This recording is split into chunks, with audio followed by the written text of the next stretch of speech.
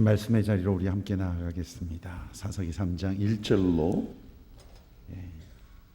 11절까지의 말씀을 우리 교독으로 함께 봉독하겠습니다.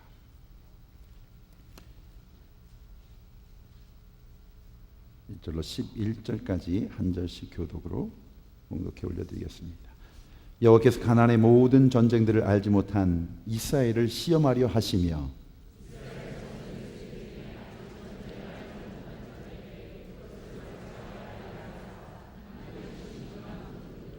블레셋의 5 군주들과 모든 가나안 족속과 시돈 족속과 바알 헤브론 산에서부터 하맛 입구까지 레보는 산에 거주하는 히위 족속이라.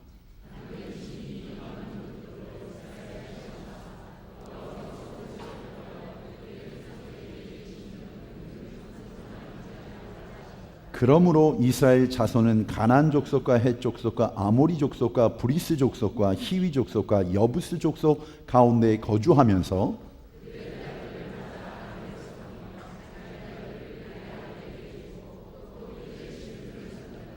이스라엘 자손이 여호와의 목전에 악을 행하여 자기들의 하나님 여호와를 잊어버리고 바알들과 아세라들을 섬긴지라.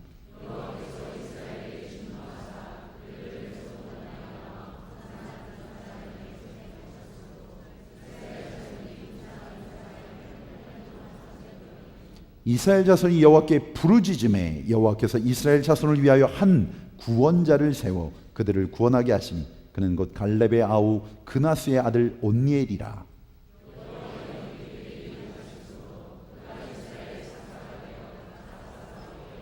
여호와께서 메소포타미아 왕 구산 리사다임을 그의 손에 넘겨주심에 온니엘의 손이 구산 리사다임을 이기니라. 같이 합니다.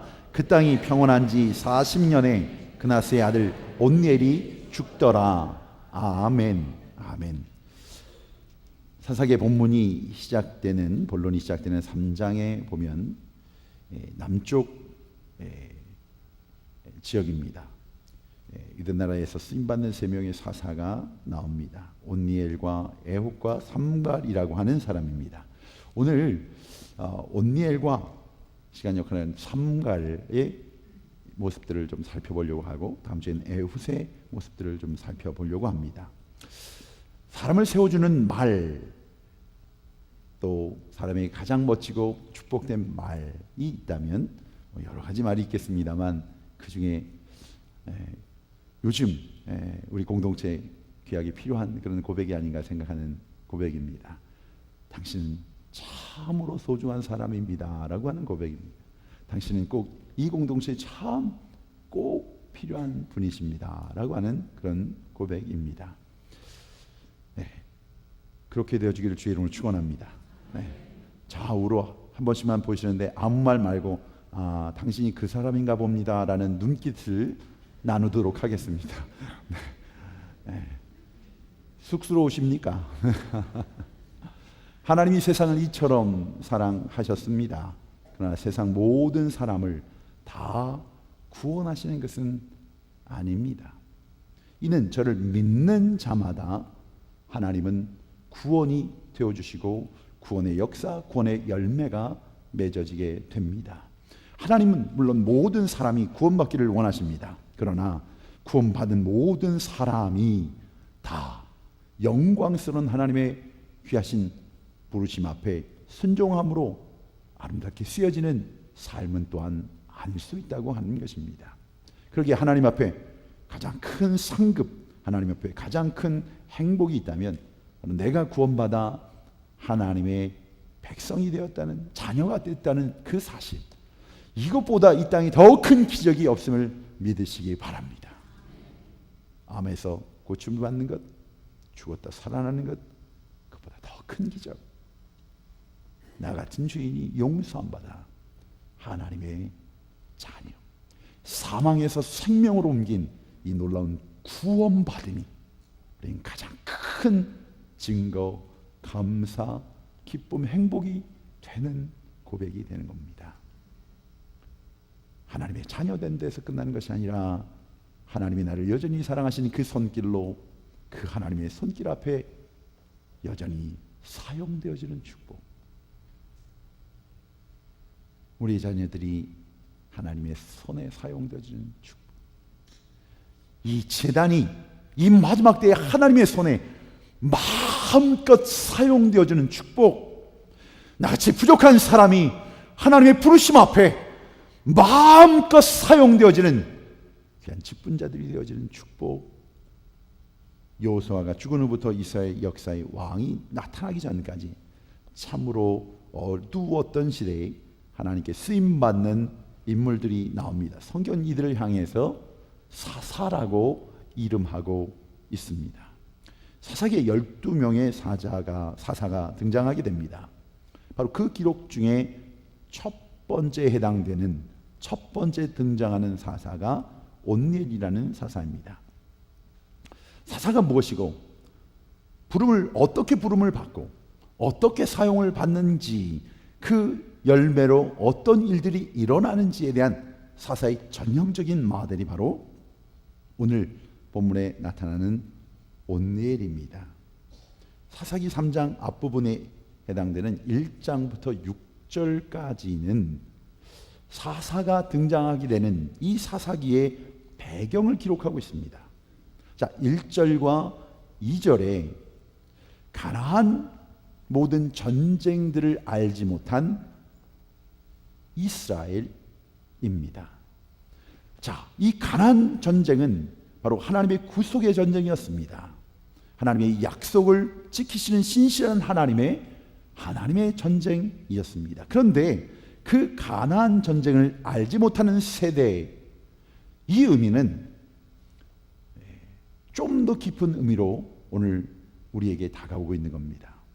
자, 그 전쟁에 직접적으로 참여해 보지 못한 세대라는 뜻도 됩니다. 그러나 그보다 더 한 걸음 더 나아가는 의미로는 가나안 땅에서 왜 그토록 피 흘리며 이 정복 전쟁이라고 하는 이 전쟁을 해야 했는지, 그 이유가 무엇인지, 하나님 무엇을 원하셨었는지를 알지 못하는 세대라는 뜻이 됩니다. 우리 백성이 왜, 이스라엘 백성들이 왜, 우리의 선조들이 왜, 우리 아버지 할아버지가 왜 이 땅에 들어오기 위해, 가나안 땅에 들어오기 위해 광야 생활을 40년 했는지에 대한 그 의미를 알지 못하는 세대라고 하는 겁니다. 그러기에 앞으로 자신들이 이 땅에서 하나님이 택하신 백성으로, 구별하신 백성으로 어떻게 살아야 되는지를 깨닫지 못하고 그 길을 알지 못하는 세대라고 하는 뜻이 되기도 합니다. 바로 그 하나님의 뜻을 알지 못하는 세대, 그들은 하나님 대신 바알신을 섬겼습니다. 가나안 백성들을 쫓아내기는커녕 그들과 하나가 되어서 어우러져 살았습니다. 오히려 그들을 배우는가 하면 오히려 그들의 풍요로운 삶을 흠모하기 시작합니다. 부러워하기 시작합니다. 오늘 보면 6절에 보면 남자들은 바로 그 이방 딸들을 아내로 삼아서 가정을 이루었고, 여인들은 이방 족속 가정으로 시집을 갑니다. 목숨 걸고 지켜야 되는 가치에 대한 부분입니다. 하나님의 자녀의 가치, 그 믿음의 기준, 말씀을 이야기하고 있는데, 세상이 가지고 있는 풍요의 가치관과 이 땅에서 이야기하는 성공이 복입니다라고 하는 성공의 가치관, 그들의 신앙의 기준들이 뒤죽박죽이 되어버리고 말았습니다. 이 야훼 신앙이 바로 이 땅에 얘기하는 혼합신앙, 교회 안에 혼합신앙이 들어왔습니다. 교회 안에 세상의 가치, 세상의 부, 세상의 성공, 세상에 가진 것이 하나님 나라의 축복인 것처럼 그 기준으로 자신을 평가하고 그 기준으로 삶을 판단하고 그 기준이 우리의 예배의 기준이 되어버리는, 정작 저들이 싸워야 될 가치관, 저들이 정작 목숨을 걸어야 될 바로 그 땅, 하나님이 싸워 정복하라고 한 바로 그곳에 그들과 함께 한 통속이 되어 버렸다고 하는 겁니다. 유혹과 맞서 싸우라 했더니 오히려 유혹을 환영하고 즐기고 있는, 주님을 마음에 두는 것을 거부하는 세대를 향해서 이야기하고 있습니다. 하나님의 통치하심을, 그러나 이 통치가 이 물질만큼은 아니었으면 하는 겁니다. 그 통치가 이 기업과 이 사업과 이 직장과 내 삶만은 아니었으면 하는 겁니다. 그 통치가 교회 안에 드려진 예배, 보여지는 삶, 그것이 다인 것처럼 그러나 나머지의 삶은 내가 주인된 삶을, 바로 그 삶을 살고 있는 세대. 오늘 우리에게 말씀하고 계시는 겁니다. 사사기를 우리가 묵상하면서 내려가다 보면 사사가 등장할 때마다 반복되는 단어 하나가 있습니다. 야샤프라고 하는 히브리 단어입니다. 또 다시라고 하는 그런 뜻의 단어입니다. 야샤프. 사사기 3장 12절에 보니까 이스라엘 자손이 또 여호와의 목전에 악을 행하니라. 사사기 4장 1절에 보니까 에봇이 죽으니 이스라엘 자손이 또 여호와의 목전에 악을 행하며, 6장 1절에 이스라엘 자손이 또 여호와의 목전에 악을 행하였어. 10장 6절에 이스라엘 자손이 다시 여호와의 목전에 악을 행하여, 13장 1절에 보니까 이스라엘 자손이 다시 여호와의 목전에 다시 악을 행하였으므로 또 다시 사사기가 끝날 때까지 이 단어는 반복되어지고 있습니다. 사사시대의 범죄의 악순환입니다. 하나님 앞에 타락의, 배신의, 배교의 사이클을 보여주고 있습니다. 하나님을 잊어버리고 범죄합니다. 하나님의 진노를 사서 징계를 받습니다. 그 징계가 너무나 아프다고, 버겁다고 울다가 회개하고 부르짖습니다. 그러면 하나님께서 구원자 사사를 보내주시고 백성들을 평온 가운데 지켜주신다. 이것이 바로 사사기의 사이클입니다. 자, 오늘 이 사사를 다루기 전에 이 사이클에 대한 부분들을 전 이해를 가지고 말씀을 묵상할 때 이 사사기 전체가 흐르는 말씀들이 반복되어진 말씀들을 통해 우리의 마음속에 인그래빙하는 거예요. 깊이 각인하는 겁니다. 그 첫 번째가 언제나 범죄입니다. 타락으로 시작되어집니다. 본문 7절을 보면 이스라엘 자손이 여호와의 목전에 악을 행하여 자기들의 하나님 여호와를 잊어버리고 바알과 아세라들을 섬긴지라, 이렇게 선포하고 있습니다. 악을 행한 내용이 나옵니다. 자기의 하나님을 잊어버렸다. 그리고 어떻게 해요? 이방신입니다. 타협돼서는 안 되는 그 땅의 신인 바알들과 아세라들을 섬겼다고 성경이 이야기하고 있습니다. 자, 여기 바알들과 아세라들이라고 하는 그 신들을 복수로 이야기하고 있습니다. 이 중동 지역 사람들에게 있어서, 근데 고대 문학에 있어서는 이 부분, 하나님의 존재 양식, 내가 가늠할 수 없는 그 신의 영역을 이야기할 때에 복수를 씁니다. 그냥 우리 한국말로 그냥 트랜스하면 장엄 복수형이라고 얘기할 수 있는 뭐 그런 문법적인 용어는 없습니다만 장엄 복수형이라고. 예. 성경에 보면 우리가 엘로힘이라고 하는, 힘이라고 하는 그런 복수가 붙는 바로 이러한 존재의 양식에 대해 표현 방법이 있었습니다. 지역마다 여러 모양의 바알들이 있다고 하는 것이요, 가정마다, 그 땅마다 자신들이 섬기는 귀신들이, 아세라들이, 여러 모양의 것들이 실제로 있었다고 하는 겁니다. 저들이 어떻게 해요? 저들의 가정에, 저들의 공동체에 바로 이 우상 귀신들을 섬겼다라는 뜻을 가지게 되는 겁니다. 그것이 저들의 범죄였습니다. 섬겨서는 안 되는 돈을 섬기는 것, 섬겨서는 안 되는 사람을 섬기는 것, 섬겨서는 안 되는 세상의 가치와 기준들이 교회의 기준이 되어지는 것. 두 번째의 사이클은 하나님의 진노하심입니다. 범죄와 타락은 반드시 그 다음 단계는 하나님의 진노와 징계를 초래하게끔 되어 있습니다. 8절 말씀에 여호와께서 이스라엘에게 진노하사 그들을 메소포타미아 왕 구산 리사다임의 손에 파셨으므로. 자, 성경을 주의할 때 이 구산 리사다임을 많은 분들이 시절은 이름으로 얘기합니다만 히브리어 원어적인 의미 속에서는 이름이 아니라 두 배나 더 악한, 두 배나 더 혹독한, 두 배나 더 핍박한 구산 사람이라는 뜻을 가지고 있습니다. 그러니까 이름이 아니라 닉네임인 겁니다. 네. 우리의 닉네임처럼 예수 바보, 예수님만 바라보는.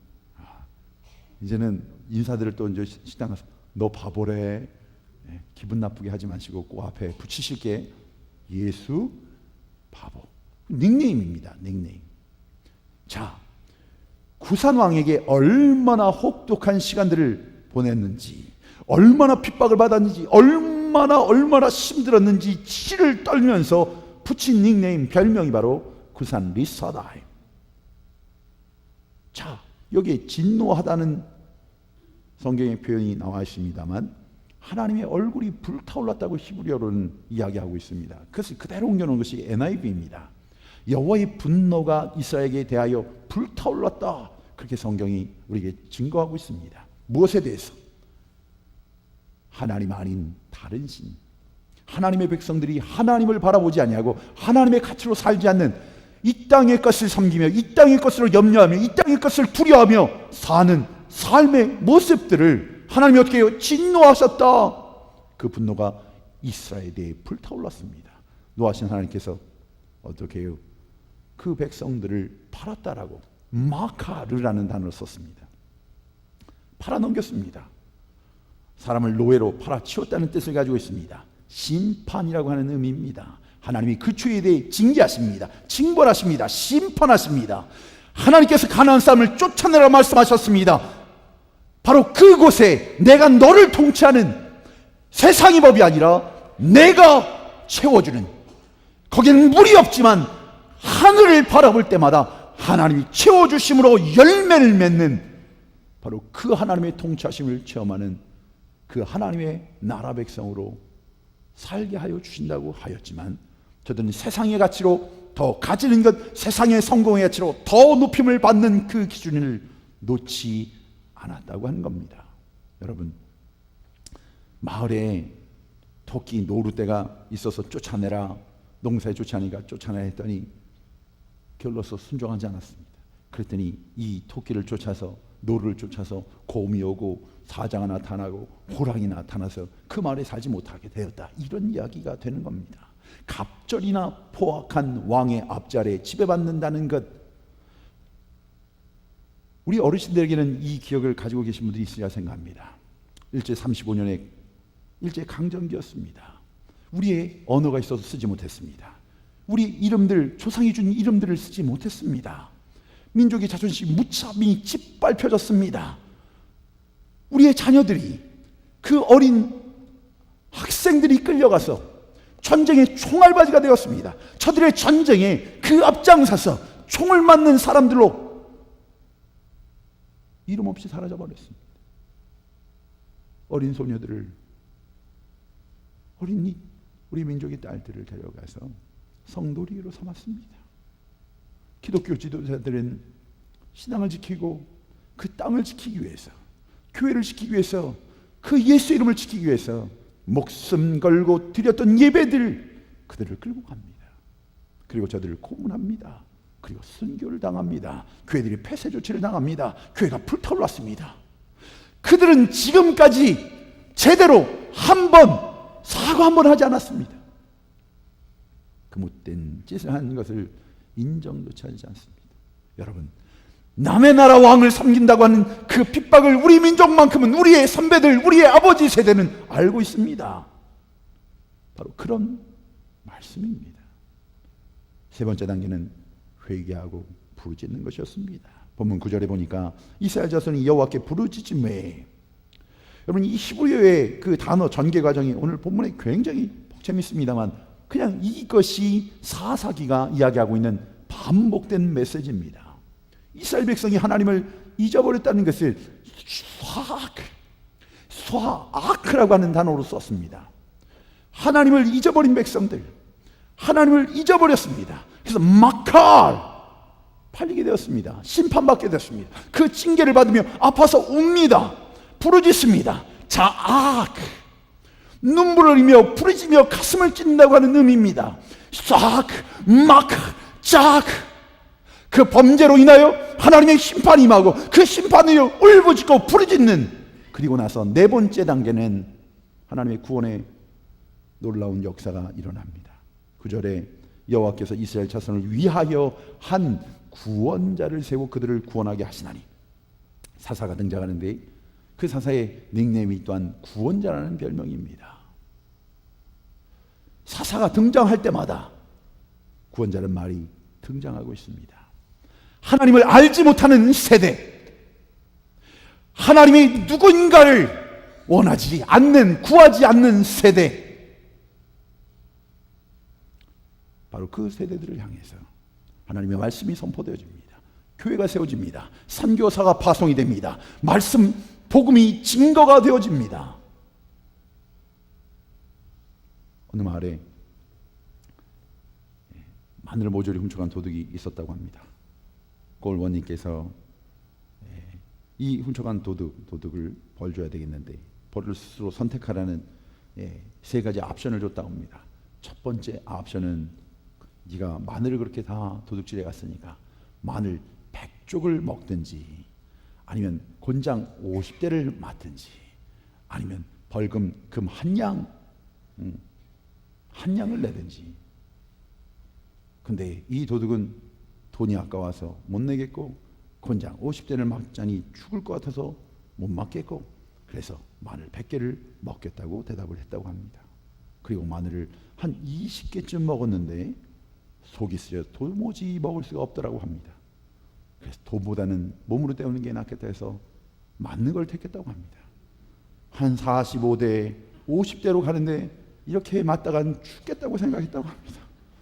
그래서 금 한 양을 내고 나왔다는 이야기입니다. 진정한 회개 없이 우리 삶의 문제만 피해 다니고자 하는 그런 궁리만 하다가 쓸데없는 고통을 당하는 모습입니다. 오늘 우리 가운데 얼마나 이 어리석은 행동들이 많은지 모릅니다. 이 악한 사이클, 그 하나님께서 주신 이 증거들, 기념비들, 열매들, 은혜들, 축복들을 구별하지 못하고 또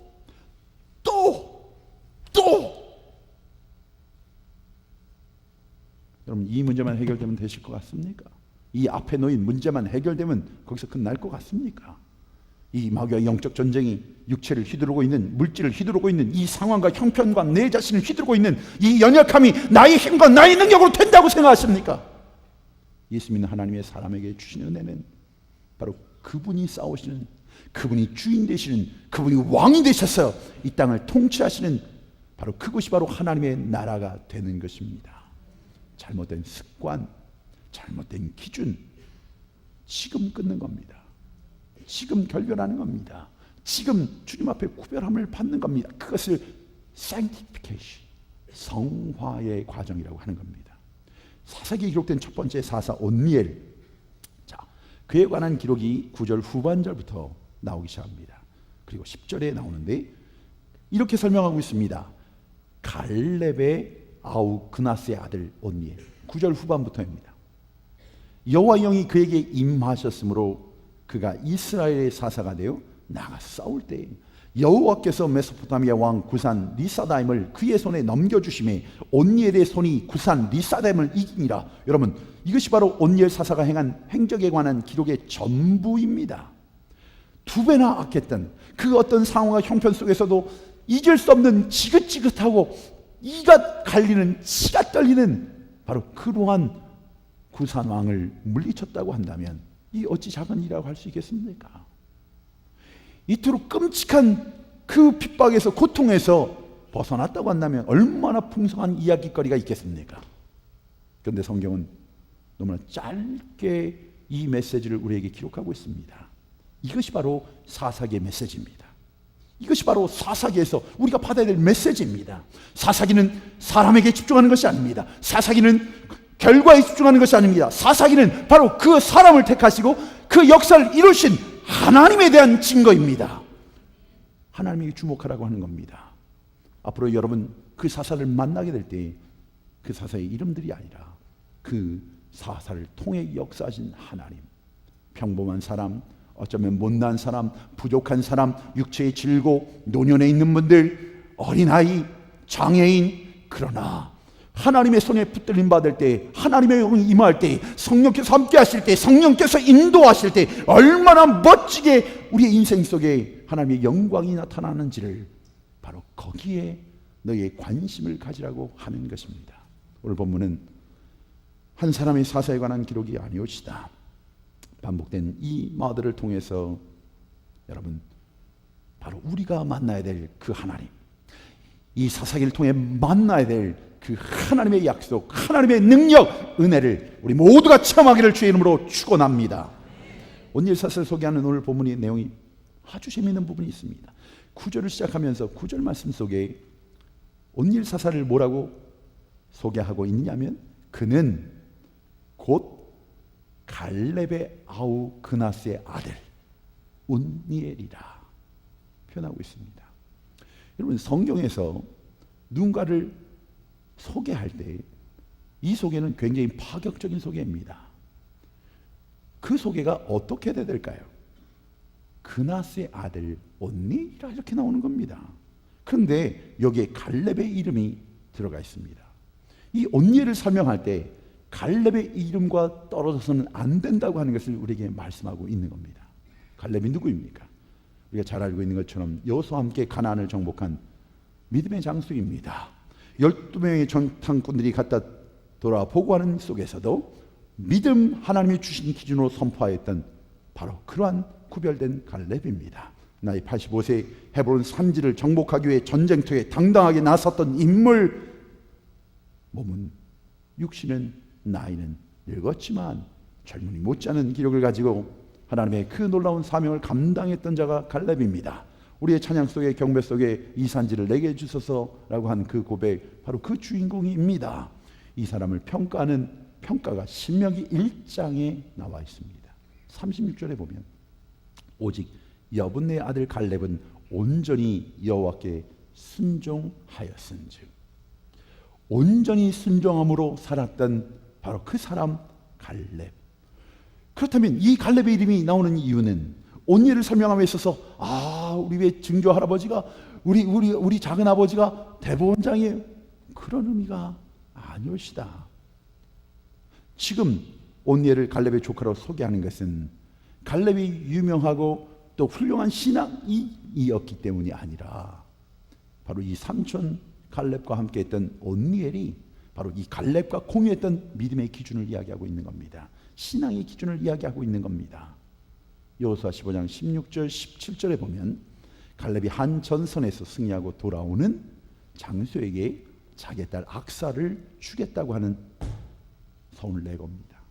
바로 그때의 승전부를 가져온 장수가 바로 온니엘입니다.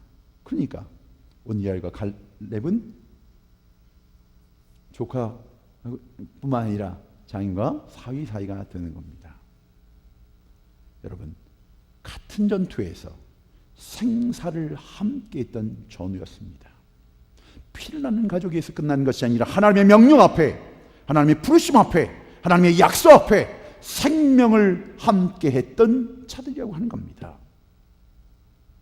가나안의 정복사에서 바로 이 갈렙과 함께 전설을 누리던 온니엘이었지만 지금 그의 나이가 80, 은퇴한 노장이었습니다. 평범한 하루하루를 보내고 있습니다. 자신의 눈에 보여진 건 이스라엘 타락이었습니다. 하나님의 이 구원 사역을 잊어버린 백성들로 가득 차고 있습니다. 그 세대들이 자라나고 있습니다. 그런데 이 합제 하나님의 진노와 징계 앞에 심판받고 있는 그들, 1년이 지나고 2년이 지나고 3년, 4년, 5년, 6년, 7년, 8년을 지나고 있는데도 그 누구도 젊은 장수들이, 젊은 세대들의 회개의 역사가 하나님 향한 그 사모함들이 일어나지 않고 있습니다. 그렇게 고대했건만, 근데 어느 날 이 노병 온니엘에게 성령이 임하신 겁니다. 그에게 사명을 주신 겁니다. 사사로 세우신 겁니다. 네가 나가서 이 백성을 구원하라. 하나님의 미션이 떨어졌습니다. 그는 순종합니다. 그의 나이가 문제가 되지 않았습니다. 하나님의 성령께서 함께 하신데 그는 분연히 일어나 잠든 이스라엘 백성들을 깨웁니다. 하나님이 그에게 붙여주신 굿산 리사다임을 무찔렀다는 이야기입니다. 여러분, 평범한 사람 아니, 노병이었습니다. 그러나 그것이 중요한 것이 아니란 말입니다. 그 인생에게 성령이 임하신 것입니다. 엄청난 하나님의 사명을 그가 감당하게 될 때에 그의 육체의 모습은 문제가 되지 않았습니다. 상황과 형편은, 환경은 문제가 되지 않았습니다. 하나님은 이 노병을 통해서도 하나님의 구원 사역을 감당케 하신다는 겁니다. 여기서 끝나지 않습니다. 그렇다면 그 건강을 가진 너희들은, 그렇다면 젊음을 가진 젊은이들은 지금 무엇을 하고 있느냐? 이게 바로 사사기의 메시지입니다. 너에게 물질을 주었건만, 너에게 그 육체를 주었건만, 그 사업과 기업과 직장을 주었건만, 자녀를 주었건만, 공동체와 은사를 주었건만, 너는 무엇하고 있느냐? 성경은 우리에게 온유엘이 경험 많고 전략에 뛰어나 승리했다고 말하지 않습니다. 한 가지입니다. 여호와의 신이 그에게 임하고 그가 순종할 때 이 승리는 하나님의 승리가 되어지는 것입니다. 여러분, 평상시에 입 한 번 열기조차 어려운 분들이 빌리는 힘이 있습니다. 이 주님 말고 다른 주님. 주여. 그래서 정말 이 주의 날 주님을 만나기 위해서, 그래서 토요일 날을 구별해서 그 다른 주님과 함께 교제하면서 주일로 들어오시는 분들은 오실 때 하여튼 얼마나 힘드시겠습니까? 근데 그 주님의 힘을 빌려서 말 한마디도 말하지 못했던 사람, 술 먹고 들어와 갖고는 집에도 다 모여, 아내부터 시작해서 큰아들, 작은아들, 막내딸, 한 사람씩 얘기하는데 평생 안 하던 얘기를 갖다가 술을 빌려서 1시간, 2시간, 3시간, 4시간, 혹시 옛날 여러분의 주사인지도 모르겠습니다만 술 빌려서 말하는 거 말고, 술 빌려서 하는 거 말고 성령, 사람이 변하는데 사람의 노력과 의지를 가지고는 당연히 마땅히 넘어지고 쓰러지는 것은 sooner or later 넘어지게 되어 있습니다. 남편 믿지 마십시오. 아내 믿지 마세요. 그 사람이 그런 사람이에요. 드러나지 않았을 뿐이지, 드러난 죄인과 드러나지 않은 죄인, 걸린 죄인, 걸리지 않은 죄인일 뿐인 거예요. 저는 아닙니다 하는 분은 예배 끝나고 오세요. 제가 증명해 보일 테니까. 우리 모두가 마찬가지예요. 그런데 그 연약한 의지를 가지고는 하나님의 자녀의 삶을 누릴 수 없단 말입니다. 이 죄와 싸우는 능력은 우리에겐 당최 없었던 거예요. 죄의 노예로 살았어요. 육체의 병기로 살았어요. 죄를 죄라 말하지도 못했어요. 끌려다녔어요. 그러나 그것을 깨닫지 못했어요. 주님이 오셨지만 주님을 인정하지 않았어요. 주님을 인정할 수 없었어요. 주님을 바라볼 수 없었어요. 그러나 그분께서 나를 위해 나의 공로가 아니라, 나의 노력이 아니라, 나의 가진 것이 아니라 그분의 은혜로 말미암아 십자가의 보혈로 그분이 죽어주심으로 우리가 죄인된 우리가 하나님의 자녀가 되었음을 믿으시기 바랍니다. 이 믿음, 바로 하나님이 함께 하신 그 능력으로 말미암아 하나님의 자녀는 변하게 되는 것입니다. 승리하는 것입니다. 그 마음, 그분을 빼앗기면 다 돌아가는 거예요. 목사도 넘어지는 거예요. 쓰러지는 거예요. 그 더러움이 드러나는 거예요. 평범했던 사람이, 무의미한 하루하루를 보냈던 사람이 성령의 놀라운 임재하심과 함께 이 엄청난 역사를 감당했던 일들, 기독교 역사에는, 아니 교회 역사에는, 아니 이 재단의 역사에는 얼마든지 바로 이 고백을 할 수 있는 것입니다. 이 노병 온니엘과 함께 이스라엘은 40년간 평안한 하루를 보낼 수 있었습니다. 자, 온니엘로 시작된 사사의 역사가 그 바로 에훗, 드보라, 기브돈 이어져 가게 됩니다. 이런 과정 속에서 여러분, 오늘 사사기 3장의 마지막 절 31절에 있는 한 사사, 너무나 짧게 나온 사사는 오늘 좀 건드리고 가야 되겠습니다. 그리고 에훗으로 갈 겁니다. 31절 말씀 한번 우리 합독하겠습니다. 시작. 에훗 후에는 아낙의 아들 삼갈이 있어 소모는 막대기로 블레셋 사람 600명을 죽였고 그도 이스라엘을 구원하였더라. 그냥 3장의 끝에 이렇게 달려나오는 이야기입니다. 네. 어떻게 해요? 아낫의 아들 삼갈. 이 한 절이 가져오는 의미를 오늘 나누면서 마무리하도록 하겠습니다. 바로 여기에 블레셋 족속과의 운명적인 만남이 시작되는 겁니다. 블레셋 사람, 이스라엘 백성들이 이 가나안 땅에서 그 약속의 사람으로 살아가며 매번 부딪히게 되는 그 영적 싸움의 대상이 되는 블레셋과의 싸움의 시작이 나옵니다. 성경에 250번 이상이 블레셋의 이름이 나옵니다. 이스라엘 백성들을 정말 악랄하게 괴롭히는 까다로운 족속입니다. 오늘 본문에 블레셋이 등장한 다음에 오고 가는 그 다음 세대, 그 다음 세대, 그 다음 세대 계속적으로 이 블레셋과 싸움하게 됩니다. 역사적인 아이러니입니다만은 실은 우리가 이야기하고 있는 팔레스틴이라고 하는 이 이스라엘 사람들이 살고 있는 그 땅을 팔레스틴이라고 합니다. 근데 이 팔레스틴의 어원이 어디서 시작하냐면 바로 블레셋에서 시작합니다. 그 블레셋 어원에서 팔레스틴이라고 하는 단어가 나옵니다. 이 블레셋 사람들은 그리스 크레타 섬에서 이주한 해양민족이라고 고대 근동학자들이 이야기합니다. 성경이 일찌감치 등장합니다.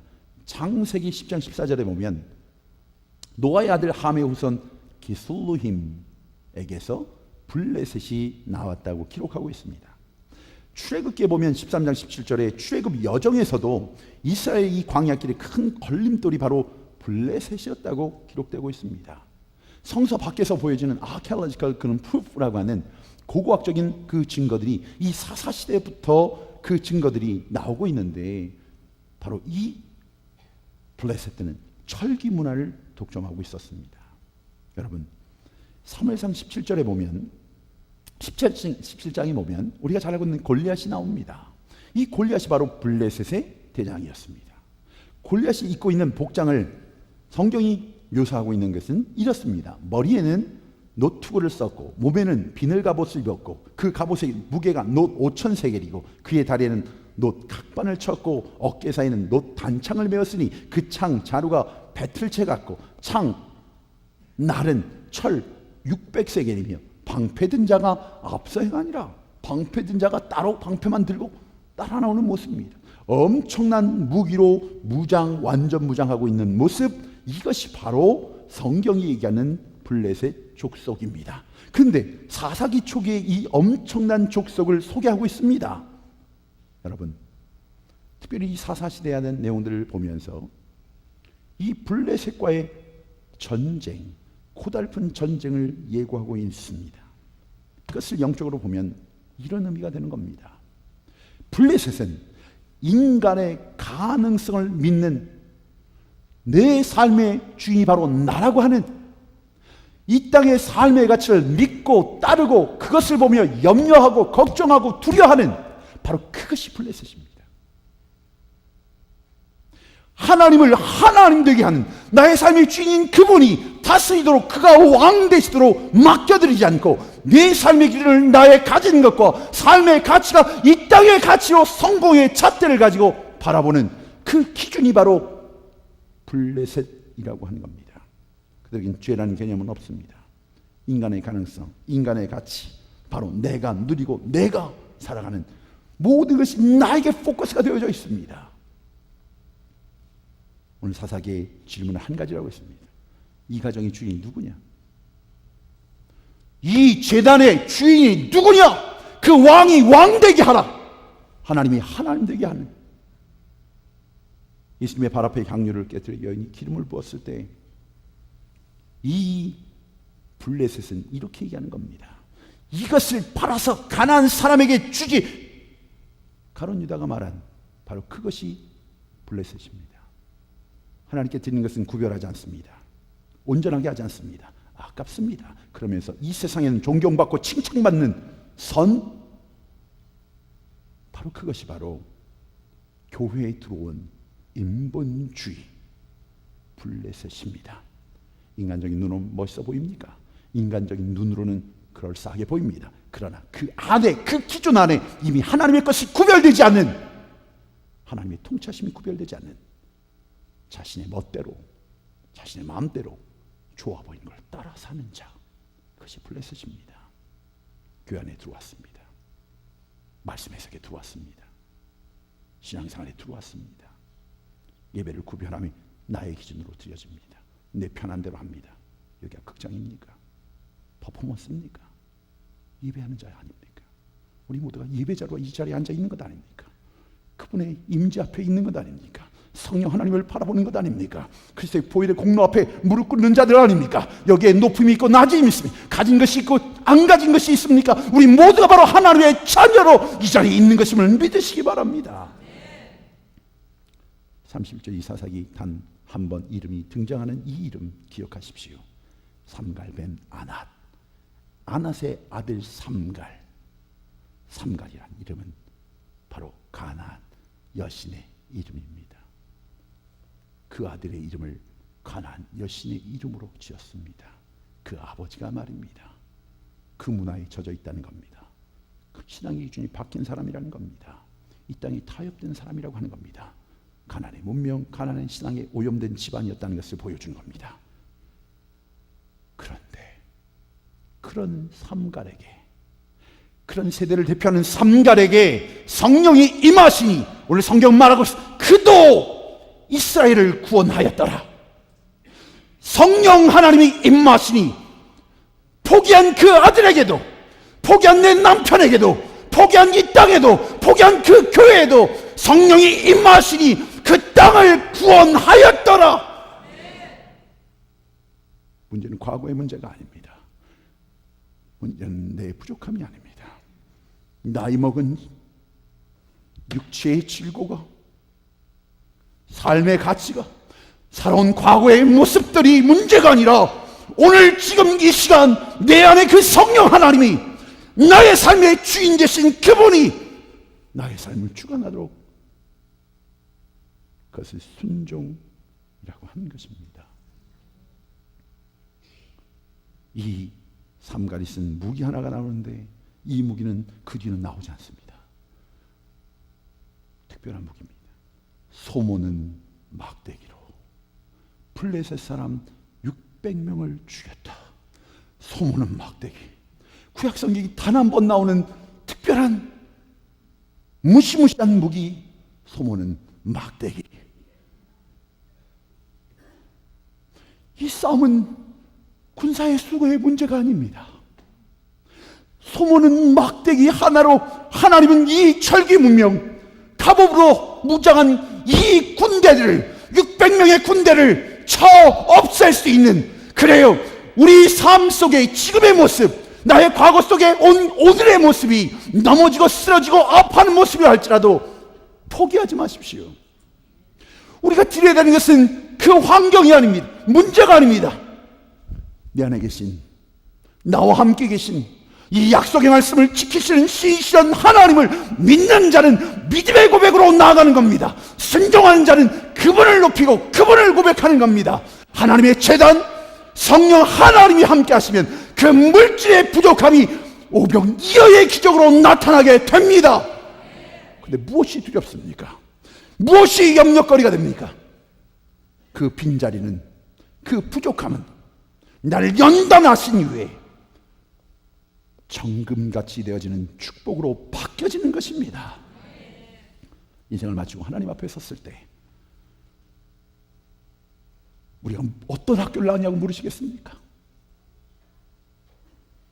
너희 연봉이 얼마이냐고 물으시겠습니까?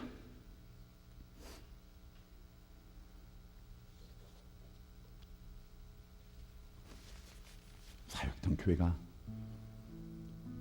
대형 교회냐 작은 교회냐 물으시겠습니까? 전략 싸움이 아닙니다. 네 지주의 문제가 아닙니다. 하나님 그걸 묻지 않으십니다.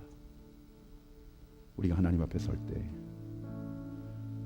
우리 싸움 속에 반드시 승리했던 승전보를 주님 앞에 고백해야 되지 않겠습니까?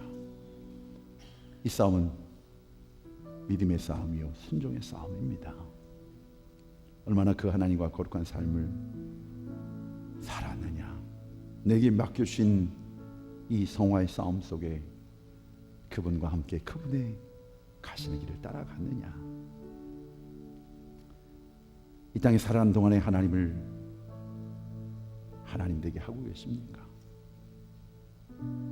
그 염려가 주의 십자가를 통해 본 맞습니까? 그 원망이 주님의 눈으로 바라보고 있는 건 맞습니까?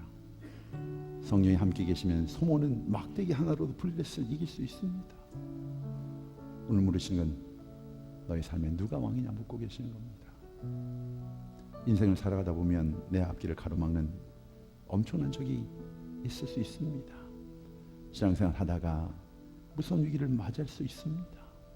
인생을 포기하고 싶은 그런 무거운 짐들이 절망과 좌절과 낭망으로 부딪힐 때가 있습니다.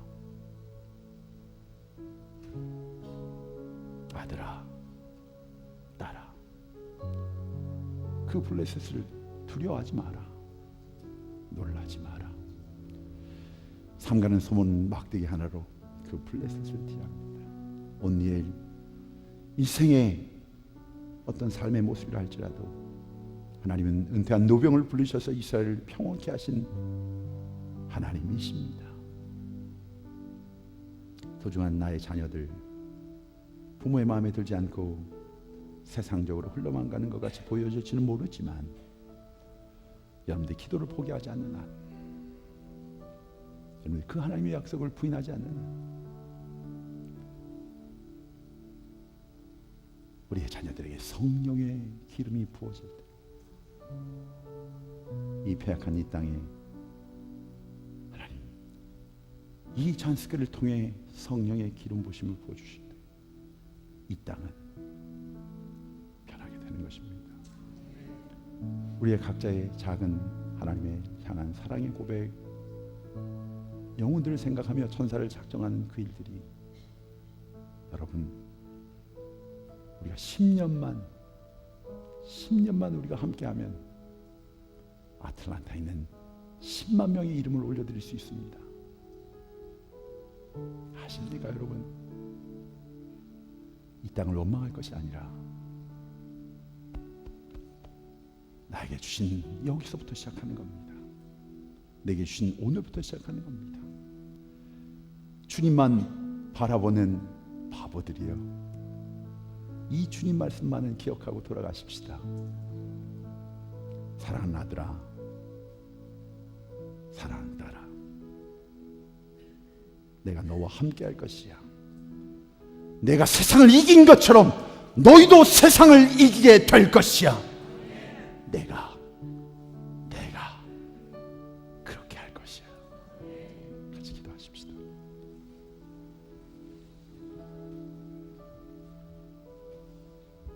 주님께서 말씀하시는 그 생명의 길, 그 주님과 함께 갑니다. 넘어진 삶, 상한 마음, 좌절된 마음들, 그러나 이 마음조차도 주님 앞에 맡겨드리며 주님 앞에 나아갑니다. 나의 의로움, 나의 능력, 바로 그 이름 예수, 그분을 바라보며 나아갑니다. 어느 길로 갈지 모르는 방황하는 이 속에 나의 길이 되신 예수 그리스도만 바라보며 나아갑니다. 주님, 이해될 수 없는 이 상황 속에서 주님 나를 단련하신 뒤에 나를 정금같이 쓰시는 그 하나님의 약속을 믿으며 나아갑니다. 주님, 이 재단을, 부족한 종을, 이 땅을, 사는 백성들을 주여 불쌍히 여겨 주시옵소서. 주의 자비하심과 긍휼하심을 자악 허락하여 주시옵소서. 예수님 이름 받들어 축복하며 기도드렸나이다. 아멘. 우리 함께 헌신의 찬양으로 가사를 생각하며 찬양하십시다.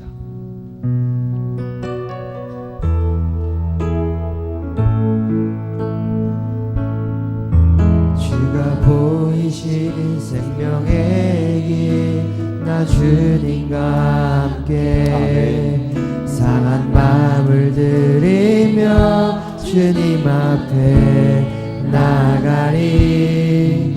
나의 의로움이 되신 주 그 이름 예수, 나의 길이 되신 이름 예수.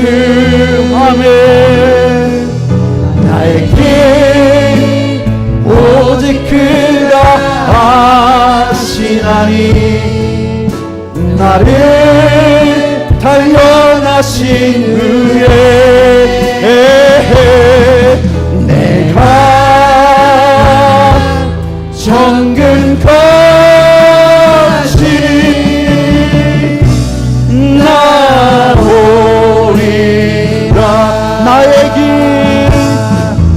나의 길 오직 그가 하시나니 나를 단련하신 후에 내가 정금같이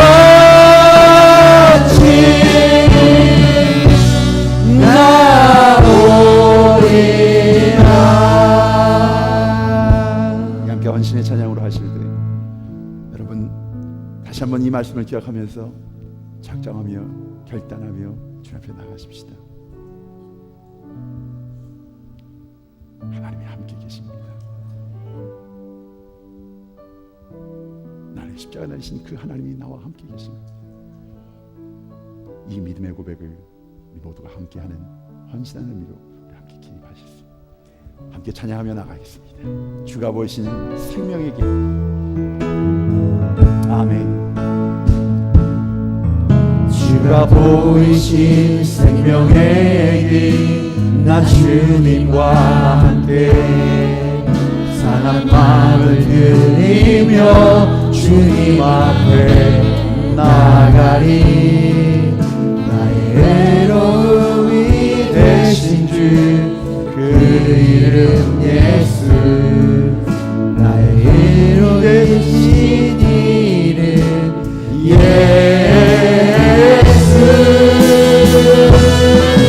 나의 길 오직 그가 하시나니 나를 단련하신 후에 내가 성금같이 나오리. 나의 길 오직 그가 하시나니 나를 단련하신 후에 내가 정금같이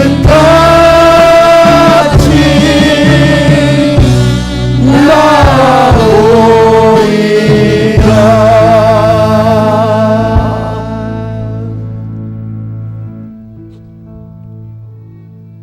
그 사람의 말에, 이 땅의 가치에, 이 땅의 손가락질에 더 이상 발목 잡혀 이 자리가 나의 자리인 것처럼 절망하며 좌절하며 그 실패의 자리에 머무는 자들이 아니라 나와 함께 계신 나의 주, 나의 생명, 나의 구원 예수로 말미암아 내가 정금같이 나오리라. 믿음으로 고백하는 주의 백성들의 튀겨짐을 구별하여 주시옵소서. 그 한숨, 그 아픔, 그 눈물을 하나님 이 튀겨짐에 담았습니다. 나는 할 수 없다는 그 좌절 속에서 주님을 바라보며 주님을 구합니다. 주여 도와주시옵소서. 이 땅은 주님의 것입니다. 이 제단은 주님의 뜻이 이끄시는 주님의 제단입니다. 하나님의 세우신 백성들은 이제는 내가 아니요 나를 위하여 자기 몸을 버리신 예수의 군사들, 예수의 군병들임을 믿음으로 고백하는 주의 백성이 되게 하여 주시옵소서. 믿음대로 될지어다. 이제는 우리 주 예수 그리스도의 은혜와 하나님 아버지의 극진하신 사랑하심과 성령의 감화, 감동, 역사, 충만케 하신 그 놀라운 동행하심, 그 어떤 것도 주님의 뜻 앞에 순종하는 자에게, 믿음으로 나가는 자에게 장애가 될 수 없음을 주님만 바라보는 바보로 삽니다. 세상 이야기에 귀를 막고 세상 것에 눈을 감고, 그러나 영의 눈을 뜨고 나와 함께 계신 주님을 바라보며 그 영의 귀를 열고 주님의 음성을 들으며 너는 내 것이라 말씀하신 그 약속의 말씀을 믿고 나아가는 주의 백성들 머리 위에, 이 제단 위에, 저들의 일터와 생업 위에 지금 이 순간에도 이 복음을 들고 사선을 넘나드는 주의 복음의 군사들 머리 위에 이제로부터 영원토록 함께 계실지어다. 아멘. 아멘. 아멘. 아멘. 아멘.